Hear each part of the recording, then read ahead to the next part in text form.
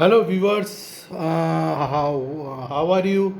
I hope you have enjoyed my last session of my video. Today I am going to introduce a new session. You are watching my channel, the Delta Academy, and my name is Malay Karmakar. Uh, if you like my channel, please subscribe to my channel and give lots of share and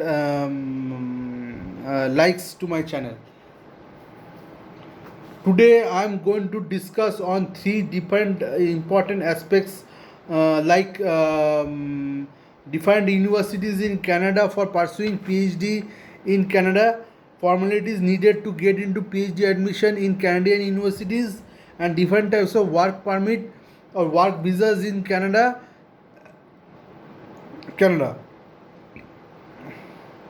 different universities for pursuing PhD in Canada in engineering are University of Toronto, University of British Columbia, McGill University, McMaster University, University of Montreal, University of Alberta, University of Ottawa, University of Calgary, University of Waterloo, Western University, Dalhousie University, Laval University, Queen's University, Simons Fraser University, and University of Manitoba. Eligibility in for PhD in Canada for Indian students. The eligibility for PhD in Canada for Indian students needs to be met. Based on the requirement for PhD in Canada, the submission of all these criteria will guarantee a successful entry for international students in Canada, highly ranked universities for PhD. Thus, here are the top requirement for eligibility for PhD in Canada for Indian students: a master degree, an official transcript, GPS score, resume or CV, research statement, writing sample, letter of recommendation, and English language proficiency test score. That is GRE and TOEFL. Master degree. The PhD in Canada for Indian students requirement is first submitting a master degree in any discipline or area of study. Most universities in Canada accept an 80% mark score in the masters. Official transcript. International students need to submit all official transcript of their previous educational qualification. The name to name them are bachelor's and master's certificates. GPS scores.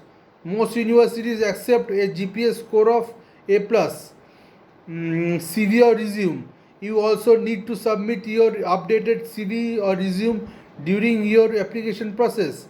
Having work experience can help you still be eligible to apply to the university. This process proves to be helpful for students having low academic score. Research statement. Student needs to submit a research proposal which has a maximum of 1500 words. The statement need to be in any essay format and should include either research interest or exhibit any pointers that indicate your interest in a project. You can also mention which supervisor you wish to work with for your project. Writing sample. Student needs to submit a writing sample that consists of words between 5000 to 10,000 words. The sample can include anything between thesis or research paper or an article sent for publication. Letter of recommendation. You are required to send 3 academic LOR as stated earlier. This needs to be from the supervisor who taught you in your previous educational institute. Now, English language proficiency test. The last step on how to apply for PhD in Canada is to submit your English language proficiency test. All international students need to submit their English proficiency test exam score. Here are the details. TOEFL overall score of 107 and IELTS overall score of 7.5. Now it comes to the different types of work permit available in Canada in Canada. Actually, there are two types of visas. Permanent visa, resident visa, which is to be renewed in every 5 years, and temporary resident visa. Temporary resident visa can be of three types: visitor visa, student visa, and work visa. Visitor visa can be of two types: tourist visa, business visa. A permit such as a work permit or a student permit allows you to legally stay in Canada, but in order to travel in and out of Canada, you will need a visa on your passport. A tourist visa is usually is given for 10 years and is stamped as V1 visa. For work permit visa, you will get a W1 visa, but as of 2021, you might as well get a V1 visa. In either case, you can stay or travel in and out of Canada as long as you have a visa. For a student who have a study permit in Canada, they are usually given a S1 visa.